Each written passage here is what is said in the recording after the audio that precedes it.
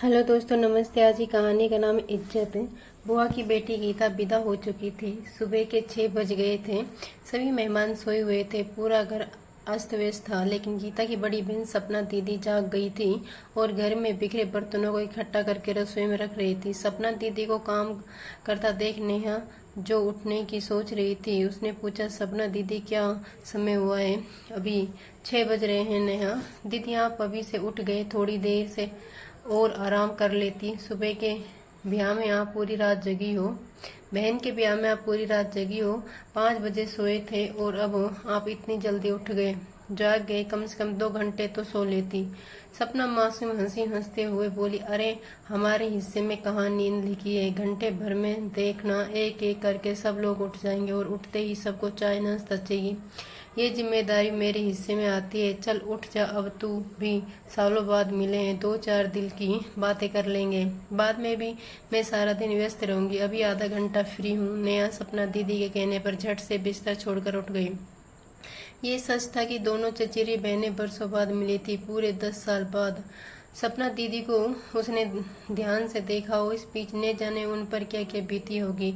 उसने तो सिर्फ सुना ही था कि दीदी ससुराल छोड़कर मायके रहने आ गई है। वैसे तो 1-2 घंटे के लिए कई बार मिली थी, पर नेहा ने कभी इस बारे में खुलकर बात नहीं की थी।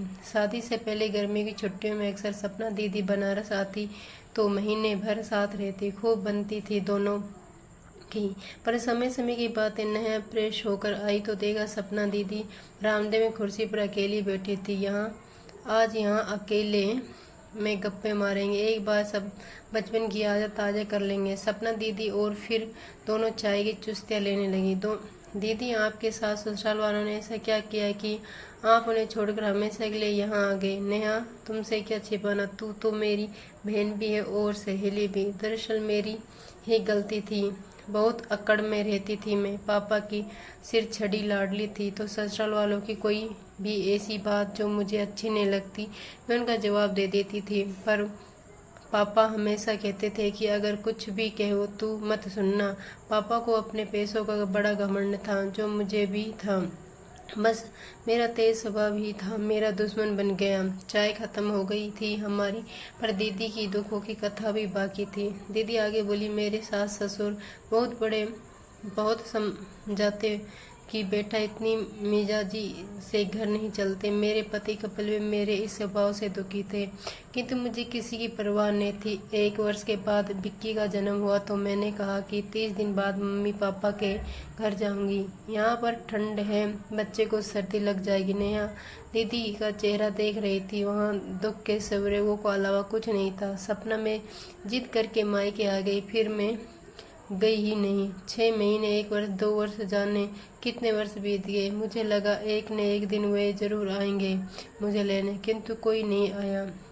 कुछ वर्ष बाद पता चला कि कपिल जी ने दूसरा विवाह कर लिया है और फिर अचानक रोने लगी। मैं 20 वर्ष पूर्व इन सपना दीदी को याद कर रही थी, जिस पर रूप सौंदर्य की बरसात थी। हर लड़का उनकी दोस्ती करने को ललायित रहता था, किंतु आज दीदी 35 वर्ष की उम्र में 45 की लगती है। इतनी सी उम्र में चेहरा झुर्रियों से भर गया। मुझे उन्हें देखते हुए का देर हो गई तो वे बोली, मेरे इस बूढ़े शरीर को देख रही हो नेहा?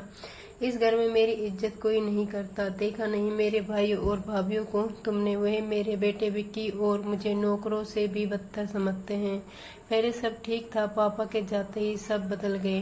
भाभी भी घिसी पिटी साड़ियाँ मेरे हिस्से में आती हैं तो भतीजों की पुरानी पैंट कमीज मेरे बेटे को मिलती है। उनके बच्चे प्राइवेट स्कूल में पढ़ते हैं और मेरा बेटा सरकारी स्कूल में।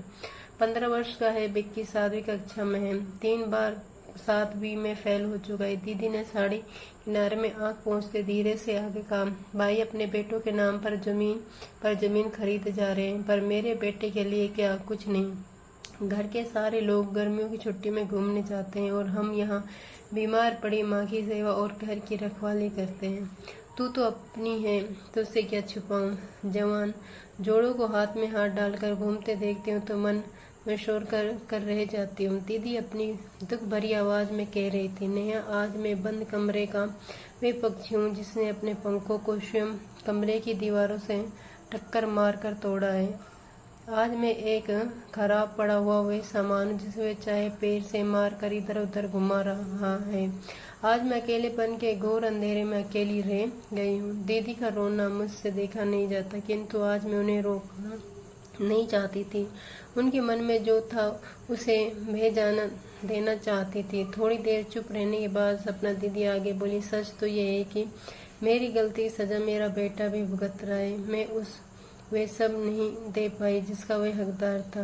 अपने पिता का प्यार नहीं, सुख सुविधाएं वाला जीवन कुछ तो नहीं मिला। उसे सोचती हूँ आखिर मैंने इसे क्या कर डाला, अपने साथ उसे भी बंद गली में ले आई। क्यों मैंने उनकी खुशियों को खिड़की बंद कर दी। और फिर दीदी की रोए फूट पड़ी। उनका रोना सुनकर 2-3 रिश्तेदार भी आ गए, पर अच्छा हुआ जो तभी चाची ने किचन से आवाज लगा दी, अरे सपना जल्दी आ, दूध उबल गया। दीदी साड़ी से पल्लू से अपनी आंखें पोंछती हुई उठ खड़ी हुई, फिर बोली, देख मुझे पता है कि तू भी अपनी माँ के पास आ गई है पति को छोड़कर, पर अगर इज्जत की जिंदगी जीनी है तो अपना घर ना छोड़ना, वरना मेरी तरह पछताएगी। सपना दीदी की बात सुनकर नैया ठिठक सी हो गई।